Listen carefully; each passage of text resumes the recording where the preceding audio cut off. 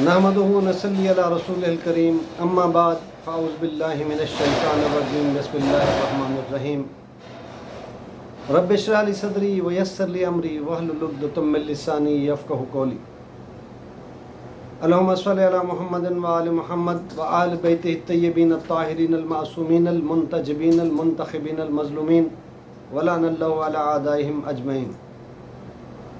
ناظرین، سامعین، السلام علیکم۔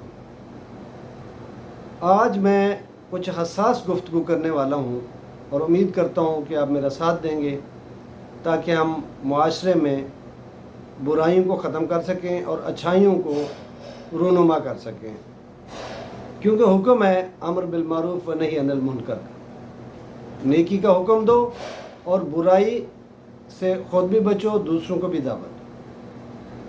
تو یہ دعوت ہم نے عام کرنی ہے، کیونکہ ہمارا معاشرہ اخلاقی گراوٹ کا شکار ہے۔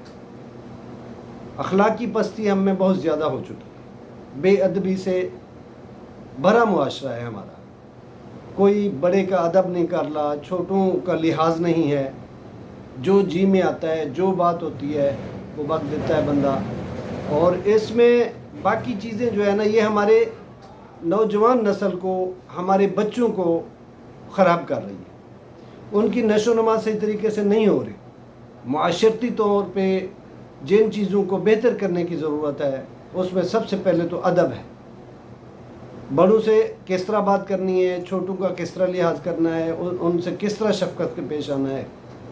جس طرح کا ہمارا معاشرہ تھا اس کو ہم بھول بیٹھے ہیں، ہم اپنے ماضی کو بھول بیٹھے ہیں۔ کیوں زیاں کار بنوں سود فراموش رہوں، فکر فردا نہ کروں محو غم دوش رہوں، اے ہم نوا میں کوئی گل ہوں کہ خاموش رہوں۔ تو ہمیں ان چیزوں پہ سخت عمل کرنے کی ضرورت ہے، ہمارے اپنے بچوں کو تربیت کرنے کی ضرورت ہے۔ اگر آج کے معاشرے کی تربیت ہوگی تو ایک اچھا جوان معاشرہ ہم پاکستان کو دے سکیں گے۔ تو ان میں سب سے بڑی بات ہے ادب کی۔ اگر ادب نہیں ہے تو کچھ بھی نہیں ہے۔ با ادب با نصیب، بے ادب بے نصیب۔ نصیب ہمارے کیوں بگڑ چکے ہیں؟ کیونکہ ہم بے ادب ہو گئے۔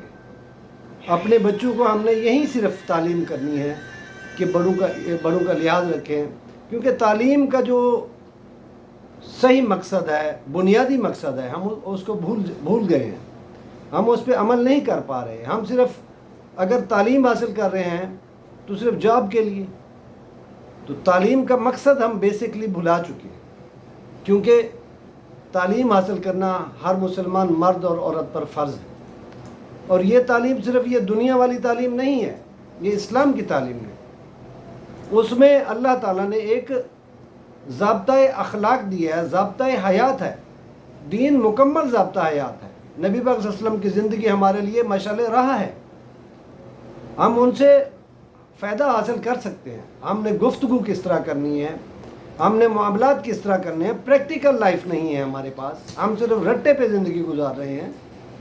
تو بچوں کو تعلیم دیں، بچوں کو اخلاقیات سکھائیں، کیونکہ بچے کو کوئی پتہ نہیں ہوتا کہ میں کیا کر رہا ہوں۔ ان کی غلطی پہ انہیں ڈانٹیں اور انہیں اچھے اچھے سبق سکھائیں کہ معاشرہ کس طرح بنتا ہے۔ کیونکہ معاشرہ اگر صحیح طریقے سے عملی طور پر بہتر کام نہیں کرے گا تو سسٹم ہلا کے رکھ دے گا، جس طرح ہمارا آج حال ہوا ہے۔ وہ معزز تھے زمانے میں مسلمان ہو کر، اور ہم خوار ہوئے تارک قرآن ہو کر۔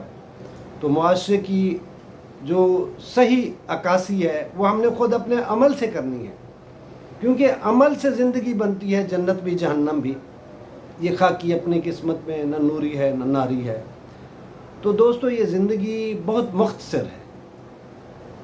ایسے کام کریں کہ دنیا ہمیشہ یاد رکھے۔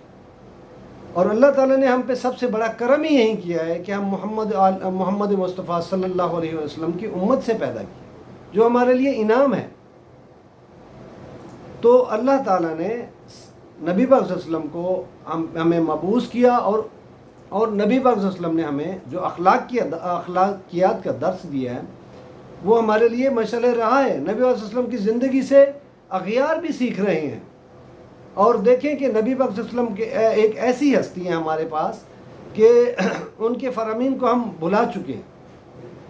اور دیکھیے ایک انگریز نے کتاب لکھی ہے دی 100، تو اس میں 100 شخصیات کا انہوں نے ذکر کیا ہے، جس میں ٹاپ آف دی لسٹ میرے نبی، آپ کے نبی حضرت محمد صلی اللہ علیہ وسلم رحمت للعالمین کا ذکر کیا ہے، سب سے پہلا نمبر ان کا لکھا ہے۔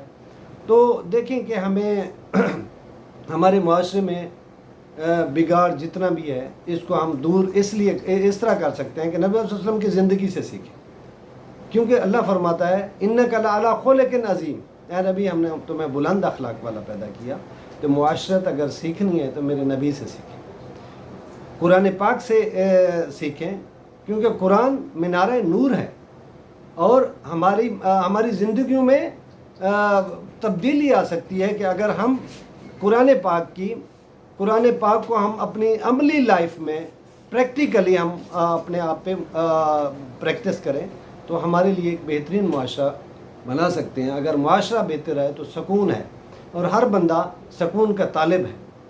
تو آج کے لیے میں اتنا ہی کافی سمجھتا ہوں، تو ہمیں اس کی پریکٹس کرنی ہو۔ سب سے پہلے ہم اپنے آپ سے اپنے آپ کو ایک عمل دینا ہے اور پریکٹیکل لائف دینی ہے، تاکہ ہم دوسروں کے لیے ایک سبق حاصل کریں، ہمیں بولنا نہ پڑے، بلکہ ہمارے کردار سے، ہمارے اخلاق سے، ہماری باتوں سے جو ہے نا لوگ سیکھیں، ہمیں بتانے کی بھی ضرورت نہ ہو۔ تو آج کے لیے بس اتنا ہی ہے۔ میری دعا ہے کہ اللہ آپ کو آپ کے اہل و عیال سمیت خوش رکھے، اور مجھے بھی دعاؤں میں یاد رکھیے گا۔ میرے چینل کو سبسکرائب کیجئے گا، شیئر اور لائک کیجئے گا۔ اگلی ویڈیو تک اجازت چاہتا ہوں۔ اللہ حافظ۔